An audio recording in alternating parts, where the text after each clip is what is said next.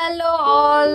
నార్మల్గా అందరూ ఈ మధ్య టీ అనేది పాలల్లోనే పెట్టేస్తున్నారు. అంటే ఇంతకుముందు డికాషన్ పెట్టి అట్లా పెట్టేవాళ్ళు కదా. సో ఇప్పుడు డైరెక్ట్గా పాలల్లోనే కొన్ని నీళ్లు కలిపి టీ పౌడర్ వేసి పెట్టేస్తున్నారు. సో అలా కాకుండా ఒక్కసారి ఇలా మళ్ళీ పాత స్టైల్ ట్రై చేయండి. ఫస్ట్ కొన్ని వాటర్ పెట్టి అందులో టీ పౌడర్ వేసి బాగా మరిగిన తర్వాత ఇలా కొన్ని వాటర్ ఇనికిపోయిన తర్వాత కాచిన పాలు, చిక్కటి పాలు కాకుండా వాటర్ వేసి కాచిన పాలు పోస్తే మరిగిన తర్వాత చాలా టేస్టీగా ఉంటుంది.